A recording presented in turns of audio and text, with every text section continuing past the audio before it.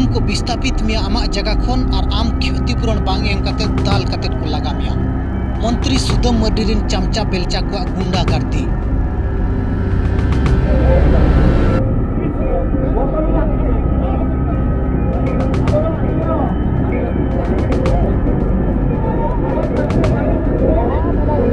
जहाँ परिवार कम्पानसेशन टाका नोआ को बड़ीगान हर बाको नाम प्राय 1500 2000 गान हर दो बाको नाम आदो ओनागे आले नोआ ले मेने तहन नोआ ले दबी तहन जे नोआ मारांग नुकु माने क्षतिपूरण को नामा आर तापर टेम्पे उद्घाटना निनागिन मेना निया परे जे खाली को दाल किदिया को बरो हचो किदिया को इमा बनी बतर गे आरे दाल दिए कते आले दा बालपे बरो हचो दाड़ियाले आले हक लगी तले लाला पियाले ओला कोन लई कनी जदि क्षतिपूरण को कोया दाल छिन छतर मिया को ओना हो बीजेडी रिन गुंडा सुदम मार्डी रिन गुंडा को दाला मेनखान नुई सुदम मार्डी उनी सुदम मार्डी मंत्री कनाय जहां दो शिक्षा मंत्री मेना आकादिया और ओलचिकी मास्टर कोई एड़े भड़ुज केट को पे चांदोगान भीतिर रिन रेगुलर पेमेंटे मेता कोई मेनखान एड़े भड़ुज केट को नुई सुदम मार्डी कनाय नुई उनी सुदम मार्डी कनाय जहां आदिवासिया हासा अखरिन कानून बनावे ताहें आदिवासी को कंगाड़ को लगित कानून अगुए तहन ओना कानून हो बांगरोध कते स्थगित आका को आर हो टीएससी विचाराय नुई उनी सुदम मार्डी कनाय मंत्री तहन तुलुज सिमड़ी पाड़ रे आदिवासी होड़ को बांग को बोलो हचो को कना ओको जुदी रनु रान लगिरे चला कना एनखान जेल रे को संभावे कना उनी सुदम मार्डी रिन गुंडा कोगे उनी सुदम मार्डी रिन चामचा बेलचा कोगे होड़ दाल तोल चेतान ते को आगुआ कना होड़ को दाल तोल लकात कोआ नौकान वीडियो नितोंग वायरल चर्चा रेनांग विषय बनाव कना ओडिशा रे मेनखान घटना नौका हकना जहां दो हरदिया डैम मयूरभंज हनत रेनांग कुड़ियोना बनत रे मेना हरदिया डैम जहां दो पेया पुनिया पंचायत इदी कते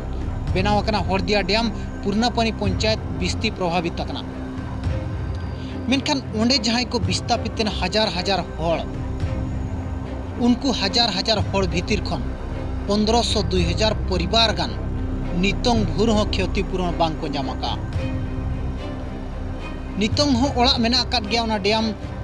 जापा रे जहां दो दा पेरेज एनखान उना ओड़ा को उनुमुआ मेनखान उनको क्षतिपूरण बांग को माकात को और जहां गे क्षतिपूरण को कोई कना मेनखान उनी दाल ते जवाब को माय कना ओना डैम गे जहां दो 21 तारीख हिलो उद्घाटन लगी मंत्री सुदम मार्डी सेटर लेना लाजा हो बाय बुझाव लिया विस्थापन कोई और क्षतिपूरण बाय एम सतकात को और ओंडे उद्घाटन लगी सेटर लेना मेनखान ओना उद्घाटन समारोह रेगे उनको जहां क्षतिपूरण बांग नाम का होड़ को विरोध प्रदर्शन लिया को सुदम मार्डी गोब्या कनका नारा को लगाव लिया आले क्षतिपूरण बांग नाम भूर दो डैम बाले उद्घाटन होचवा नोंका कते काला झंडा को उदुगे ताहे दो मेनखान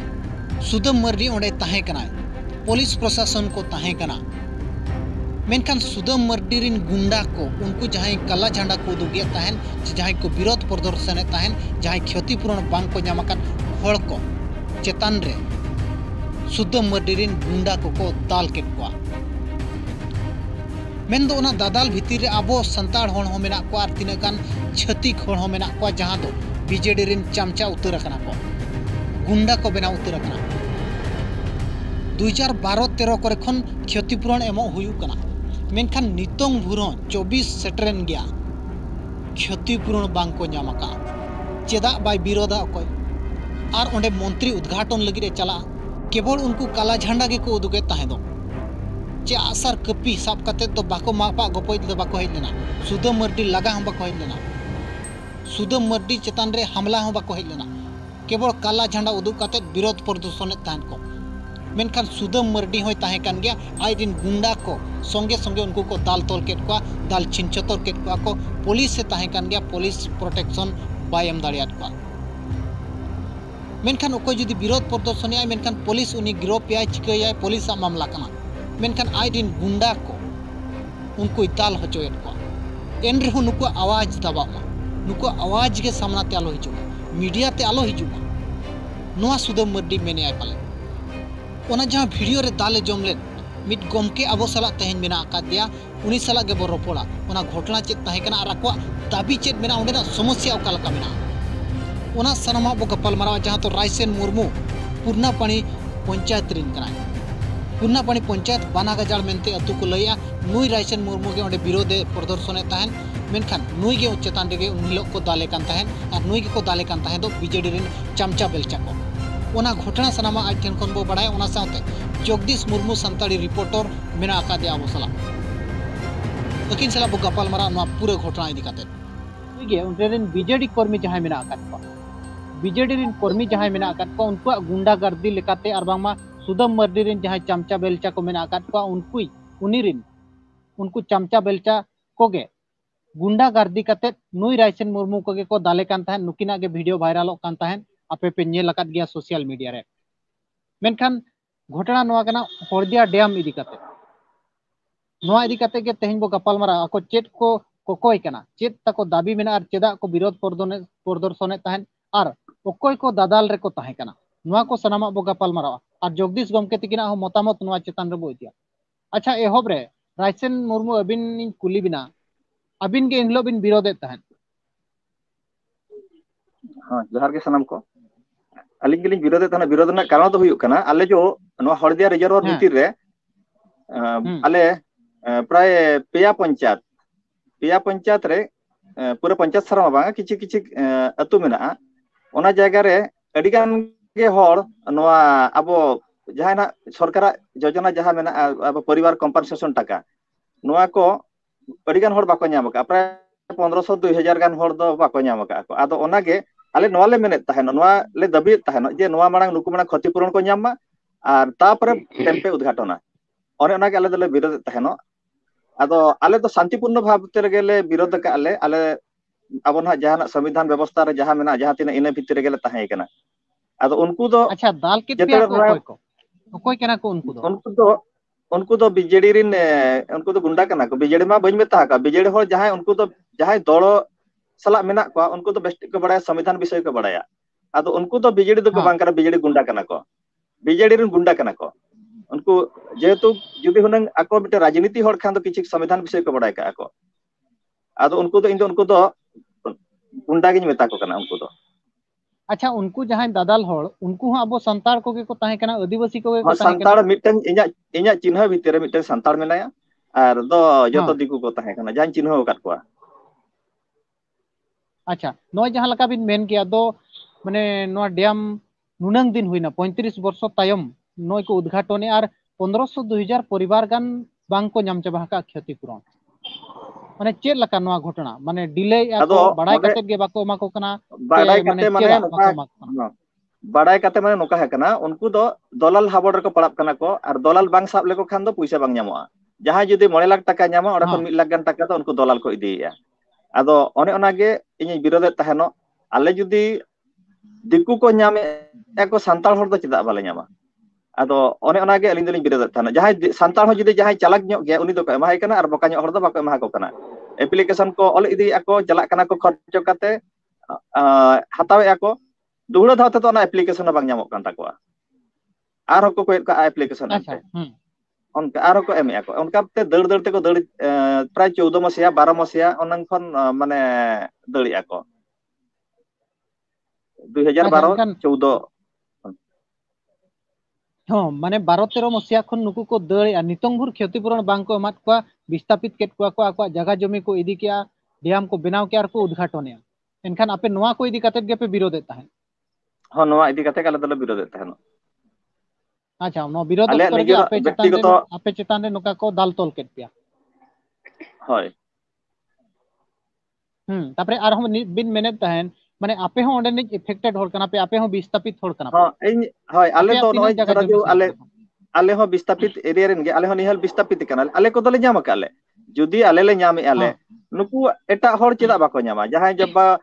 बाको रोड दाड़े आको उनको होड़ बाको न्यामा चेदा आ जुदी उनको लगी आले बाले रोड खान दा उनको बाको न्याम उतरा को आदो ओने ओना खातिर के आले दले रोड़े ताहनो जे नुकु हको न्यामा आले चेद लेका पे एम काले नुकु हको एम दरकार और जुदी नोआ बापे एम हाको ताले तो आले तो नोआ उद्घाटन दो बाले सपोर्ट या नोआ दो केवल राजनीति लगी पे उद्घाटन या नोआ दो होड़ा माने किछि सुविधा लगी दो बांगा अच्छा एनखान दो जहां को रोड दाड़िया कना उनको को दो संगे तुरंत को एमा को कना मेनखान जहां को बांग को रोड दाड़िया कना उनको को दो को नुका को दड़ होचोयत को दिन गे हां दलाल जुदी दलाल जहां को साब कर उनको तेत को न्याम का को जुदी 9 लाख टाका रे हाँ 50,000 खि लक्ष टाका जहां को एमका उनको को नाम का इन बादे हर दो अबिन जुदी ग्राउंड खन बिन इंक्वायरी इदिया जहां पैसा को नाम हुई का उनको दो पैसा एम काते को नाम का को माने मिटन अच्छा एनखान परिवार रे 9 धरा लाख जो गान ᱧᱟᱢᱮᱫ ᱠᱷᱟᱱ ᱫᱚ 50,000 गान एम पड़ाग कना दलाल ठेन हाँ 50,000 लक्ष को एम का को और जुदी ओना अच्छा बाम एमा ताले दा एकाल गे दर हाँ अबिन ठेन लिंग रुआर गया ना दर आरो गपाल माराव के ना विस्थापित इदी कते चे आपे सुदम मर्डी कथा इदी कते ओना माना रे जगदीश गमके तिकिन ठेन अबिन ठेन लिंग हिजुआ अच्छा गमके अबिन लगातार मयूरभंज रिनांग समस्या सला जड़ित मेना आकात बिना आवाज बिन रकाबेया चेत बिन मेना नोंकान घटना विरोध को प्रदर्शन किया दाल केट को आकोरिन गुंडा माने सीधा सीधा बो मेन दाड़े सुदम मर्डी रिन गुंडा नुकु चेतान रे को दाल के जहां विस्थापित होड़ उनको जुदी आकवा अधिकार को कोकोय कना आको जुदी पैसा बांग को ᱧᱟᱢ ᱟᱠᱟ ᱚᱱᱟ ᱠᱚ ᱠᱚᱠᱚᱭ ᱠᱟᱱᱟ ᱠᱷᱮᱛᱤᱯᱩᱨᱚᱱ ᱠᱚ ᱠᱚᱠᱚᱭ ᱠᱟᱱᱟ ᱮᱱᱠᱷᱟन ᱫᱚ सुदम मर्डी होय ताहेन कान गया ओंडे आर आइदिन गुंडा को दादाल कना चेत बिन मेना नोंकान घटना ñᱮᱞᱚᱜ कना सानाम दिसम पेड़ा जोहार अलिन जगदीश मुर्मू तो इन मेने मिटे जिनस हुयुक कना तीन होड़ ओंडे मेनखान दो तेहेन सेन बाबू तिकिन सुमु ओंडे को अटैक केट किना आको मेदा जरो दरकार दया दरकार उनका तो बाय ठीका उनी गिद्रे मा रायसेन बाबू तिकिन तो पैसा किन नाम हुई का मेनखान आको लगित किन खटाव कना अडी दुख लिंग बुझाव किया मिद बार हों ओंडे बनु को एकला को दाल केट किना एकला को तोल केट किना नोआ खन नोआ मा बडाया काना सुदम मर्डी गमके तिकिन दिन गुंडा काना को नेल कुबिन सुदम मर्डी दो तीनंग गुंडा असुलकात को आको लेकन भुवनेश्वर रे जहां मेनाया तोर प्रॉब्लम इदी कते कनेक्शन कटाव कना लेकिन किन जोड़ा गया ना अच्छा आर किसी बड़ाई सना लेना ओंडे जेहेतु अबिन हम इफेक्टेड होड़ कना बिन ओंडे बिन विस्थापित कना बिन आर अच्छा नोंडे जहां माने ओना कुड़ियोणा जहां बो मेनेआ ओना कुड़ियोणा एरिया जहां हरदिया डैम पेया पुनिया पंचायत अच्छा नोआ को दो जेते सुदम मर्डिया निर्वाचन मंडली कन गया अच्छा नुनंग दिन निर्वाचन खन मंडली के आपे बाय एमा पे कना माने माने आपे क्षतिपूरण बांग पे ᱧᱟᱢᱮᱟ मेनखान आपे असंतुष्ट बाय हिजु कना सुदम मर्डी प्रति दो आपे आर हो इलेक्शन रे दाड़े हिजु कान गया सुदम मर्डी मंत्री बनाव कान गया अले निंगले असले तहनो पाले ना निय धा दो पाले न जो मंत्री को नाम गे अदो ओना लगी ते अब लगी कमिया अदो ओना आशा अले ताहे कान तहनो अदो नितो दो ओना आशा दरपुत कना जे अले लगी कमिया मेंता दो नितो आशा बाले दोय अले जे आज दो केवल बड़ाया बेस ठीक भोट जो इन किछि पैसा जमा को खान गे हर दो को ठीक गया और इन दो हड़ा कमी के बन कमी के इन्या दो चेत हो असुविधा बांगा नो जो ओना खातिर दो बांगा और जो अबना नितो शिक्षा विभाग जहां मंत्री मेनाया शिक्षा व्यवस्था जुदी बन नेला आले नोआ करे ना आले एरिया कथाई लइया नोआ करे जुदी मोड़े गोटांग क्लास खान मिटंग मास्टर आदो मंत्री जुदी आबरे निजेरे ताहे कते जुदी ओना लगित ह बाय रोड़ा आदो आबो दो चेत खातिर उनी दो आदबन दुड़ धाव बाछाव याबन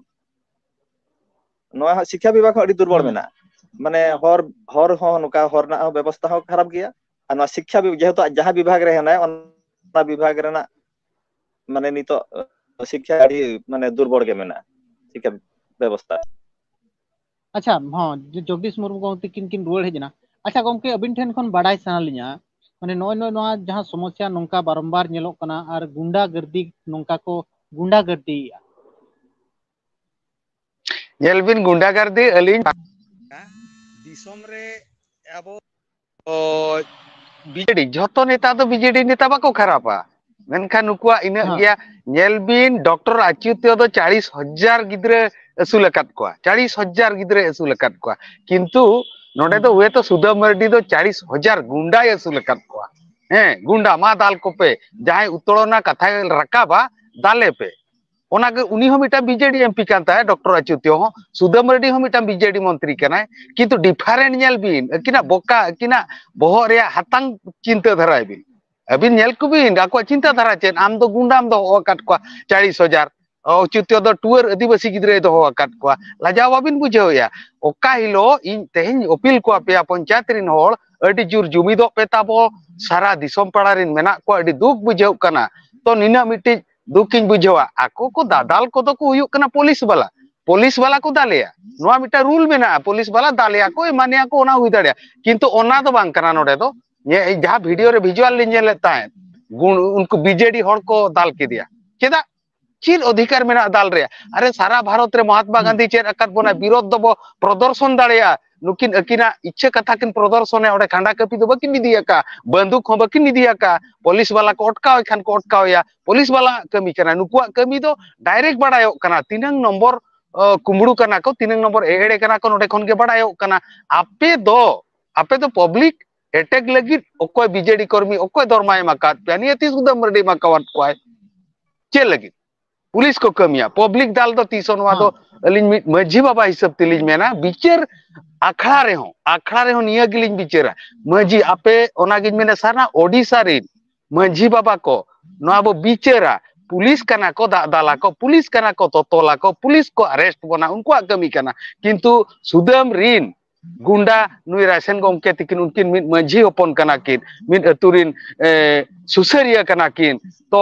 साहस कतिकिन चलावा कना अडी अडी धन्यवाद सांतार जाति बन ओंकान गया पेया पंचायत रिन होड़ा भिजुअल दो ओंडे बांग नेलोक कान तान पेया पंचायत रिन होड़ जुदी को चलाव लेना तिनंग नापाय को हुनंग आर जदी उनको पंचायत रिन होड़न मेता को कना आपे ताबो जदी नोआ विरोध रे बापे सहयोगा एनखान आमला टंकु चोपच काते नोंका गेबो ताहेना ako dora male mal ko tahena nongka BJD कर्मी को सुलका को 40,000 गुंडा 30,000 गुंडा आर चेद बो चेकाया इन में अपीले ए नोडे खन मायाम लिंजी हासार बेसा रे हो 30 ओना दो नोडे खन में रमेश अच्छा आर हम बाडाय सना लिया नो जहां लका नुई उनी सुदा मर्डी कनाय उनको ऑल चिगी मास्टर रे एड़े केत को नुई उनी सुदा मर्डी कनाय जहां आदिवासी हासा अखरिन लगित कानून ने बनावे तहन नुई उनी सुदा मर्डी कनाय मंत्री तहन अक्तरे सिमरी पाल रे रनु रान अगु लगित को सेनलेना मेनखान उनको को अरेस्ट होचोयना मोचा बाय खुललिया नितंग हो सिमरी पाड़ भीतर रे पेया पुनिया पंचायत रिन होड़ ठेन चेद हो विकास बनुआ जहां इदी काते सिमरी पाड़ को बंद का मेनखान सुदम मर्डी मंत्री मेना आका दिया माने उनी सुदम मर्डी गे नितंग दो सीधा गुंडागर्दी चेतान रे आड़गो कनाय नेल बिन ako भितरे सोला सूत्रा हुआ कना तो इन मन मेने मा तब चिंता पे तेहेन ओका लेकान होड़ कना को तेहे रूप ताय नेलो कना जत्तो निर्वाचन रिन होड़िन चिंता पे ओका कना ओका ठेन ओकोय कना ओका दो रूप ताय झलकावेना तो मांग दो अडी नापाय गे भाबी कान ताहेन नेल बिन उनी मिटा मजी होपन तेहेन को दाला का दिया वे तो आबो ओड़ा रे चलाव काते सिकड़ी छीच काते ओड़ा भितर रे हो आबोरिन एरा उरु को पे बड़ी दाड़िया को नो मिटिज मेना तो जल जल नेलो कना जे तो उनंग तुलक गुंडा सुलकत को उनको गुंडा ठेन को कुछ दाड़िया अब जगदीश मुर्मू बाय पुचुजुआ रायसेन बाबू परिवार हम बाय पुचुजुआ से अबिन रमेश गोमके अबिना परिवार हम बाय पुचुजुआ नोआ को पेया पंचायत रिन होड़ को चिंता दरकार ओका परिस्थिति ते बो चला कना आको को एड़े चोआ कना इन दिन मेना एड़े दो इना गे चाबाय मा आको को गडी चेहरा कथा के ले था रायसेन बाबू तिकिन तो एमएलए कना मंत्री कना नितो दो बुझावना आर मंत्री आर बुझावना मेनखान ओना दो मिधा तालखा खन ठोड़ेंग ते जुदी हेडेम रसा चलावना तीसो बबिन जाल सेटेरा नोआ लेका ओना माने दो बांग कना जीवन साराना पदवी रे ताहेना जीवन साराना मंत्री उनका मा बांगा नोआ मा दूसरे दे मेता को कथा नितो मा पदवी चबायना तबन चेर इन चेकाया अच्छा रायसेन गोमके अबिन ठेन नोआ बड़ाई सना लिया माने नोय जे आपे उद्घाटन हिलो पे विरोध प्रदर्शन किया काला झंडा को पे उदु किया दाल केट पिया को हेसे दाल एंजोड बड़ा केट पिया को आर माने नोआ खन तायम माने नोआ परे आपे नितंग को दाल पे जम किया नोआ परे आपे ओकालकान स्टेप पे दिया ओकालकान कार्यक्रम पे दिया आपे जो क्षतिपूरण बापे नामाका उना हासल लगी ओकालकान कार्यक्रम को पे दिया मांग से आले दो नोकाले दियाले जहां की गणतंत्र व्यवस्था रे जहां मेना आले इने भीतर रे गेले ताहेना आले गणतंत्र खन बाले बाहरेया आर आको लेका गुंडागिरी हा बाले कमिया आले मिटन व्यवस्था जहां लेका अब मेना अधिकार आले दो अधिकार जहां ना अधिकार इति कते गेले लड़ाबा आर अधिक माने संविधान बाहरे ताले बाले चला आर नोय आले आरो टी तला बई लैले जहां मिटन टोला मेना ताले नोकान टोला हेना मिटन मेढा कटा मेनतेन को मेता बाबू साई ओना जगह दो नका दीपो लेका मेना हाते कोनो दा नवा धारे कोनो दा उनको दो मिटटे ओकारे माने माने 500 मीटर कथा ओटे 10 किलोमीटर का जगह को सेट उनकान परिस्थिति रे हेना उनको को मेन आले हो जेहेतु हासा मा चलाव चबाइन तालेया खाली हास माने ओड़ा सुमुंग हेना तालेया are ale to node kon no ado bistapit le pe node ala subidha bale bujhe ale unku ho adi dhaw ko iya mane dabi ko collector then ho adi gan petition em kana ar sudamadi ho adi dhaw ko dekha kadeya aj em kya adi dhaw inya नेतृत्व तक mitten committee ले गठन लेता ओना बै बै तक रपुट किया comment को बांग अब सुदम ठेन मन चला उनी आबना कथा जता बुझेवा काते उनी लायना आर चले कथा के बुझे लेया माने मिट आरपीटीसी मीटिंग जहा हुई ओनर ले मेन नो अब बावन मीटिंग हजो नो जतो गिदर पिदर जतो चलाव काते बन विरोधा नो आले मांग गालमारा मा तापर पे मीटिंग आदो ओंडे ओंडे किछि गना दलाल काते किछि हर को नुका को बुझे लेया बांगा जेहेतु मंत्री हेना मंत्री मन चला ले मंत्री चेरे लैया आदो मंत्री कथा तो चलाव काते ले चलाव ना ले आज ठेन चलाव काते उनी दो मेने हर ठीक गया आपे बार हर इनी रेकमेंडेड किन उनकिन किन आपे कथा किन उपस्थापन आरपीटीसी मीटिंग रे आदो उनकिन जतड़े भेजा कित किनाले उनकिन दो ओडे बोलो हवा को बोलो हचो किना को उनकिन दो आदो केवल आले जुमिते को रपुट किया अच्छा एनखान दो सीधा सीधा सुदम मर्दी नोडे हस्तक्षेप करते दे आपको दलालगिरी आय ओडे माने मेनखान नोडे अबिना कथा को नो बडायो कना तो सीधा सीधा सुदम मर्दी हस्तक्षेप करते आपे जुमिते रपुदिया आर आपे भीतर रे मिटंग एड़े भड़ू जेत पे सीधा सुदम मर्दी माने सीधा सीधा हस्तक्षेप ताहेन कना ओना तो पूरा के आला ले नेल जामे पूरा के ये आरो मिटंग ओड़ा मिटंग नोकान ओड़ा हेना ओना जायगा रे प्राय मिटंग होला को कवरेज के को ओना पाले नेलो गया ना आर मिड फुट जुदी दा को बढ़ाव के कि 6 फुट दा जुदी राकाब ना तारे ओना उनुमुआ ओनका परिस्थिति माने आजा ओड़ा कात खन 10 फुट संगिनी रे दा हेना ओना जितो लेखन के आजा का बजा kana ओनका मिटंग परिस्थिति ना बजा भीतर रे उनी हड़ाव निया भीतर हो आज ठने चलावा जतोय देखा पुरो का उनी जेहेतु रेंगेज हड़ कनाय मुरुख हड़ कनाय आदिवासी कनाय उनी नित धरिते ओना जायगा रे हेनाया आर ओडे खन माने बाको थय थाना कदे उनी हो जुदी जपुदाय बन्या को हजु अनिया भीतर रे हो ताले तो आजा ओड़ा दो उनुमुआ ओनका निनागिन मेना निया परे जे खाली को दाल किदिया को बरो हचो किदिया को इमा बन बतरो गे आर लेन हड़ इन लई कात को नुकु अब थाना वाला हन मेता कात को इनको धमका इन कात थाना आदिन मेता कात को इन गुजु रे इन लेकान को आर हडिगान को बेनावा को आर दाल ये कते दा आले बाल पे बरो हचो दाड़े पे आले हक लगी दले लड़ाप गयाले ओना कोन लई का इन हेलो अच्छा अच्छा मिट कथा कुली सनाली जानोंडे मुचद रे अच्छा जहां तिरे उनको बिजेडी रिन गुंडा को दालेत बिन ताहन सुदम रिन चमचा को दालेत बिन ताहन इन घड़ी पुलिस से ताहे कना चवांग पूरा पुलिस तो aku mah sawakal ona beli baliknya pulis mako sasab ge rere ge ko ona do ठीक गया को ये कि ako tapre onde पुलिस कटी को कम nyok ge tahena unku police ho bako batal ko DSP ho bako batal le DSP nije tahe kan tahena DSP samna re ho ado kati sahaj kidin te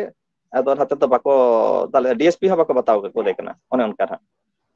ado unku visual ho mena one jo jaha nyelok kan tako dadal kana ko ona ma pura nyel cinap kana ko ona onka ado आंदोलन तो जारी तहन के अड़ी अड़ी सरहाव गमके जहां लका नोंडे बडायो कना दो माने सुदम मर्दी दो दिकु कोई चमचा बेनाव चाबा उतर कना आबुआ होड़ा आबोरिन होड़ा भूटते आबोरिन होड़ा माने मिटम पतियो हेजनते नुई को नेता के दिया मंत्री के दिया को और नितों नुकु के थय लगायत को मेनखान गुंडा गर्दी लगाव कते रे दाल तोल हचोयत को उनको बिना पैसाते ओंडे खने लगायत को विस्थापित को बिना क्षतिपूरण एम कते मेनखान नोवारे सीधा सीधा सुदम मर्दिया हातो ताहेन कना अड़ी अड़ी सरहाव गमके बना हर जाकेट और